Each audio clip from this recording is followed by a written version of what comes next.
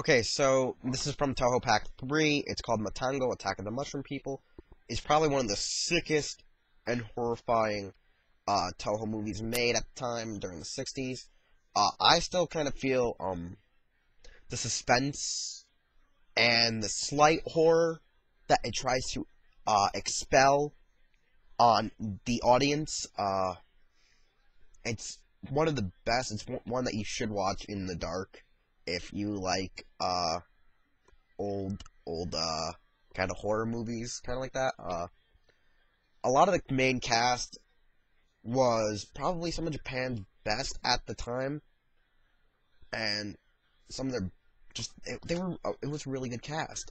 I know Akira Kube, and I can't remember all the names, but I know Akira Kube this was one of his first lead roles, and he did really well. The movie is about just a group of kind of rich people, and they're kind of rich. They have money. They're trying to tour the world or whatever. They embody let's just say civilization, cities, people that are greedy and corruption slightly, but they're all like friends at first. And they end up on this island after their boat breaks down on this mysterious island where they find out that like testing's been done by this secret organization that they must be like maybe terrorists or some nation that ended up going wrong, and they get stuck on this thing, and they're waiting to hopefully get found by excuse me, they were hoping to get found by I don't know, the Coast Guard or somebody that would find them when they got lost and shipwrecked on this island.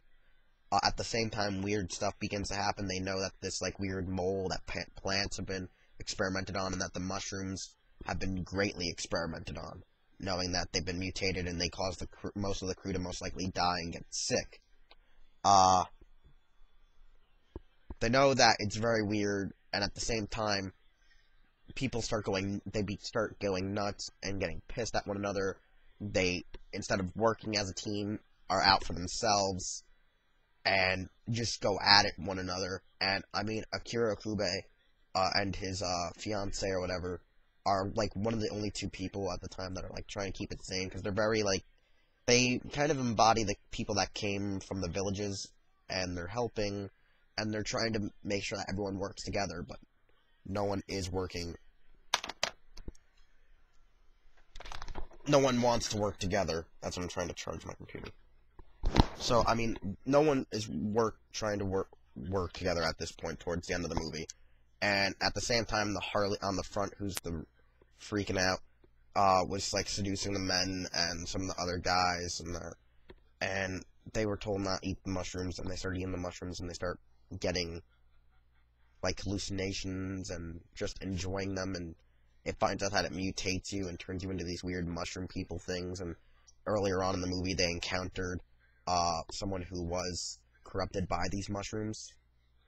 So that part made me actually vomit the first time I saw the special effects on that, because I was eating at the same time I was watching it, and I was not expecting something that gruesome in a 60s movie.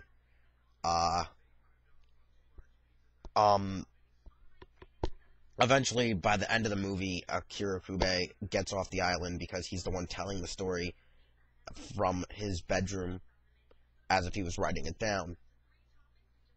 Ironically, towards the end, he starts saying, "Do you believe me? Do you believe me? Do you believe me?" Meaning that something is wrong. Where you finally realize he's back in the city, but not on good terms. He was stuck in an insane asylum, and he had eaten the mushrooms and had the gross on his face. And the people went back to that island and couldn't find anyone in that. And he was trying to say to his psychiatrists, "Why don't you believe me? This is a true story. Everyone goes nuts, and that it was better on this island because you were at peace when you ate these freaking mushrooms. Because these hallucinations were making you happy and stuff." I mean, it was technically like a thing against drugs at the same time, where it was also that the city is a corrupting place. It's a bad place at times. It sometimes does not is not homely enough to some people. It's just bad. So it was to express that sometimes civilization is too much for people, and civilization corrupts people. I like how they tried to explain that. I like by taking these people out of their environment, bringing out their attributes more, showing who they really are. That's how this movie, I think, became one of the best, I think, horror movies that Toho produced, was by, it showed what really, like, what people really are, and it really amazed me by how well it is. Even when you watch it, dubbed or subbed, you understand what it's fully trying to, portray to the cast. This one was the original audio from the 60s, because I recognized the dubbers, like, from the other Godzilla movies, so Tokyo Shock did get the rights to it. I'm kind of happy. Oh, wait, here is the cast. Akira Kubo, Kumi Mizuno, Hiroshi Kazumi, Yoshi Shizuka, Kenji Sahara. Yeah, Kenji Sahara, Hiroshi Takakawa, and Miki Yoroshiro. Kenji Sahara, good actor. Akira Kubo, another good actor. They're another good actor in Toho, to work for Toho. But this had really good work. I like kind of the interviews they did with Akira Kubo and a few of the other guys. The interviews they had with them were really good. And like even the commentary. Like, I know you don't like people don't like watching commentary, but like I was just sometimes, if it's a Godzilla movie, I kind of want to know what the actors or some of the existing living screenwriters thought. And just really hearing some of that was just amazing. I mean, like, the way that the writers saw this movie, it was like how they lived out in these far out towns, but then when they were in the city, they saw how people acted, and then seeing like what was in the minds, you kind of think these people were kind of insane at the same time, at how they thought this movie up. But then from the actors, how they portrayed their cast, and seeing some of the screen test shots that they had to send in to get hired, were very powerful. And I mean, I wish there was a way I could show you without getting copyright infringement right now by adding in clips and stuff from this movie. But it was just so powerful, and just their ways of how they think and speak. I mean, that's why I love Japanese culture, just that they're very emotional and powerful people that you understand. It reaches to you. It's a very emotional. It's a very emotional, and it's a very I don't know.